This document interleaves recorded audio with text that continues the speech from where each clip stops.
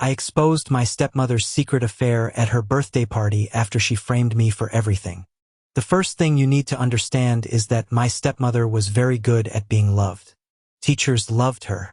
Neighbors adored her. My father trusted her with his whole heart.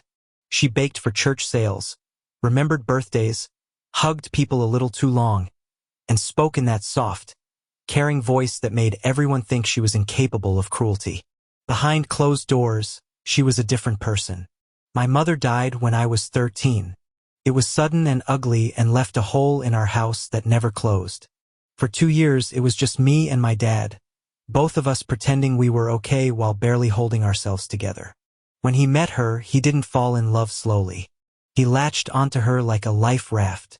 I wanted to be happy for him. I really did. I wanted to believe that this woman, who brought casseroles and called me sweetheart in public, would help us heal. The terror started quietly. The first time she called me a name, I almost convinced myself I imagined it. My dad had gone to the garage, and she leaned down close to me in the kitchen and whispered, "You're just like your mother." Weak. I froze. She straightened up instantly, smiling when my dad came back in, asking if I wanted more juice. After that, it escalated. She ruined my clothes by accident, shrinking sweaters, bleaching shirts, ripping seams and blaming the washing machine. She'd throw away things my mom had given me and say she thought they were trash. She'd tell me I smelled, that I ate too much, that no one would ever want me if I didn't learn to behave. She never raised her voice. She never left marks. She always chose moments when we were alone. And every time I tried to talk to my father, it backfired. The first time I told him she was mean to me, he sighed deeply and said I was still grieving and probably misinterpreting things. The second time, he got irritated and asked why I was always trying to create drama. The third time, he told me I needed therapy and that it wasn't fair to punish his wife because I missed my mother. The worst thing she did wasn't the insults. It was the necklace. My mother's necklace was a family heirloom. Gold, simple, with a small pendant that had been passed down from my grandmother. My mom wore it every day. When she died, my dad gave it to me and told me to keep it safe. One day, it vanished. I tore my room apart. I cried until my head hurt. I searched every drawer, every bag, every coat pocket. When I finally told my dad, my stepmother put on a concerned face and said she'd seen me take it off and leave it on the bathroom sink days ago. She said maybe I lost it because I'm careless. My dad believed her. He was furious with me, told me how irresponsible I was, said I dishonored my mother by not respecting her things. I was grounded for weeks. That was the moment something inside me snapped. I realized no one was ever going to save me. If I wanted the truth out, I'd have to drag it into the light myself. I worked part-time after school and babysat on weekends. I had been saving for college, but I spent almost all of it on small, cheap security cameras. Nothing fancy, just enough. I hid them carefully. One in the living room angled toward the entryway. One in the hallway. One near my bedroom door. One facing the kitchen. I didn't put any in private spaces. I wasn't trying to be a creep. I just needed proof. For weeks, nothing major happened. She kept being cruel but subtle. Insults whispered. Things moved or broken and blamed on me. My dad kept siding with her. I started to feel stupid for thinking cameras would change anything. Then the vase broke. It was an expensive vase my father loved. A wedding gift from his parents.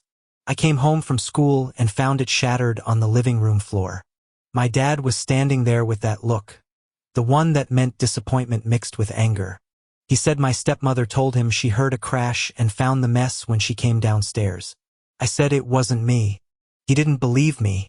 He grounded me again, took my phone, threatened to cancel my summer plans, said we'd talk about consequences later. That night, I sat on my bed in the dark and pulled up the camera footage on my old laptop. My hands were shaking as I scrolled through it. And then I saw her. Not alone. A strange man I had never seen before walked into our house in the middle of the day. She laughed like a teenager, pulled him close, and they started kissing right there in the living room. They knocked into the table. The vase tipped, wobbled, and shattered. She froze for half a second.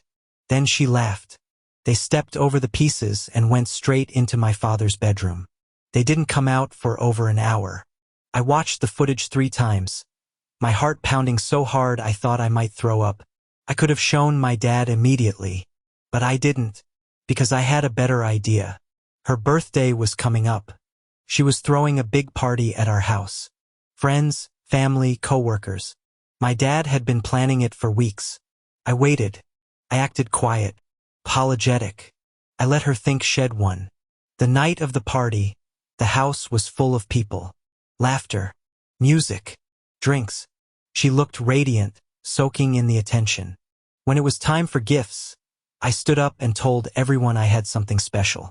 I said I wanted to show her how much I appreciated everything she'd done for our family. She smiled like a queen.